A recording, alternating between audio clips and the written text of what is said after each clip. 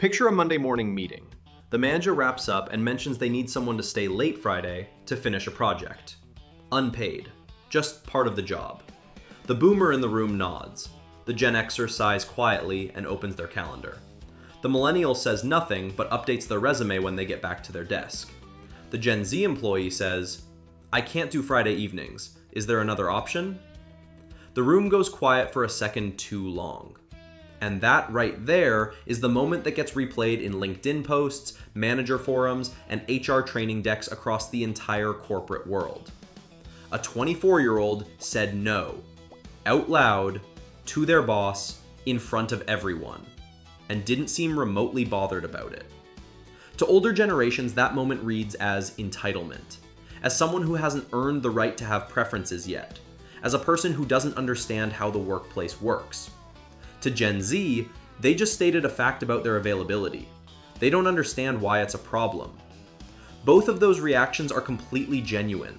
That's what makes this one interesting. My name is Eddie Freeman. This channel is about exactly these moments. Two generations in the same room experiencing the same event completely differently, and neither one fully understanding why. Why are they like that? Subscribe if you want more of this.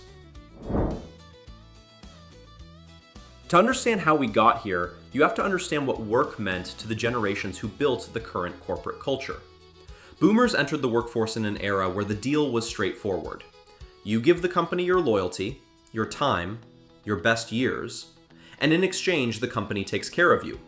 Pension, stability, a clear ladder to climb. Seniority meant something. Tenure meant something. Staying late wasn't just expected, it was proof that you were serious. Serious people got rewarded. That was the contract. It mostly worked. For them. Gen X came in a little more skeptical, but largely played by the same rules. You put your head down, you didn't complain, you earned your place. The idea of telling your boss you had a boundary would have felt professionally suicidal. You'd be passed over, quietly marked as someone who wasn't a team player. Millennials got handed the same rule book, but walked into a completely different game. They did everything right. Went to college, got the degrees, moved to the cities, worked the long hours. And they watched the contract get renegotiated without them. Companies downsized people who had given 30 years of loyalty. The 2008 financial crisis wiped out the savings of people who had done everything correctly. The pension disappeared. The stability disappeared. The ladder got pulled up. Millennials burned out for companies that laid them off anyway. They learned the hard way that the loyalty was never mutual. Gen Z watched all of that happen to the generation just ahead of them before they ever set foot in an office. That context is the thing older managers keep missing when they label Gen Z as entitled. Gen Z didn't arrive at their boundaries through laziness. They arrived through pattern recognition. They watched their parents work themselves into exhaustion for companies that treated them as disposable. They watched millennials grind through their 20s and come out the other side burned out and financially behind. They saw the data on what overworking actually produces. Not wealth, not security, not gratitude from employers. Just more work. So when a Gen Z employee says they don't work Fridays after 6, or that they won't answer emails on weekends, or that they need their actual lunch break, that's not someone who doesn't understand how work works. That's someone who understands exactly how it works and has decided not to play a losing game. 74% of managers in one survey said Gen Z is the most challenging generation to work with. The reasons listed included lack of motivation, unwillingness to go beyond job requirements, and difficulty accepting criticism.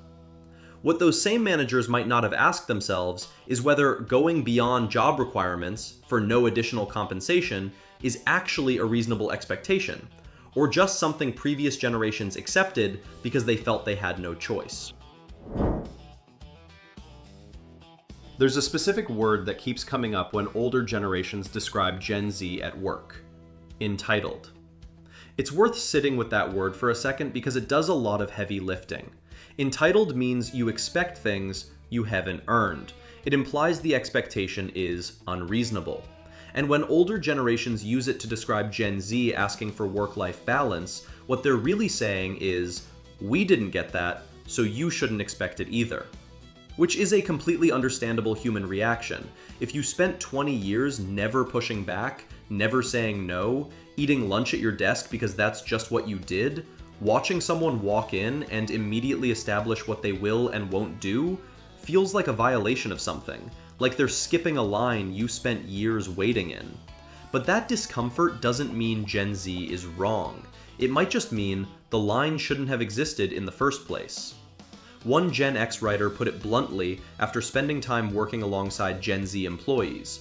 When older workers frame Gen Z's boundaries as entitlement rather than healthy self-preservation, they don't have to question whether they should have had better boundaries themselves.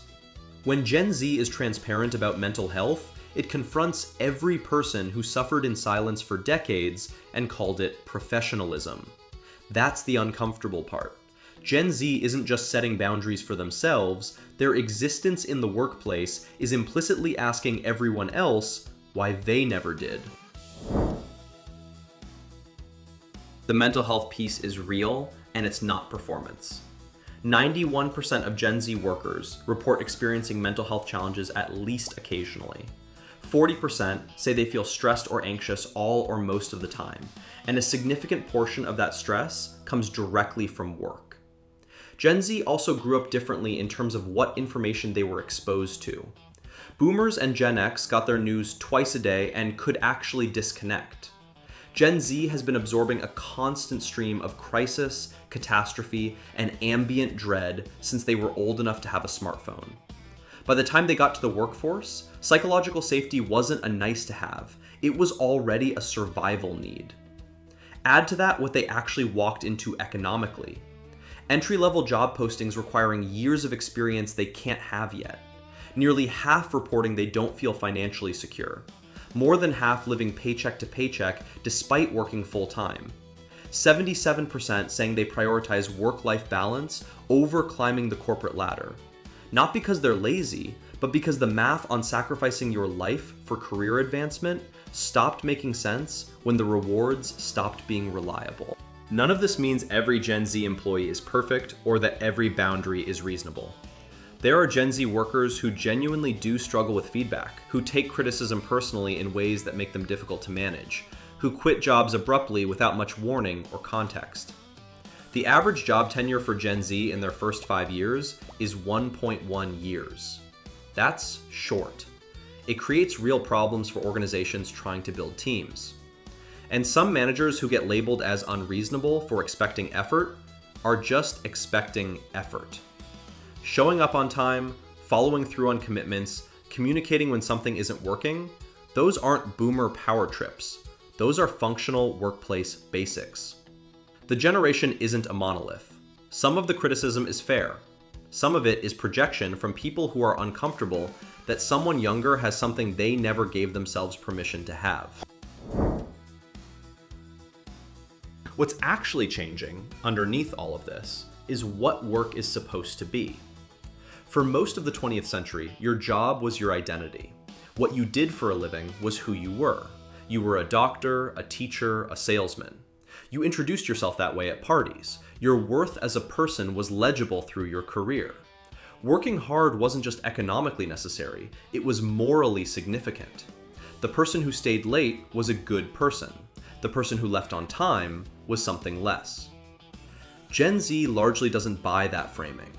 Work is what funds life, not what gives life meaning. The job is the vehicle, not the destination. That's a genuine values shift, not just a tactical one.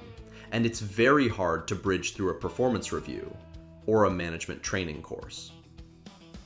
Older generations look at that and see someone who doesn't care enough. Gen Z looks back and sees someone who cared too much about the wrong thing. Neither of them is entirely wrong. They're just reading from different rule books, written for different worlds, sharing an office that wasn't really designed for both of them at once. Drop it in the comments. If you manage Gen Z, what's actually the hardest part? And if you are Gen Z, what do you wish older managers understood? I want to read both sides.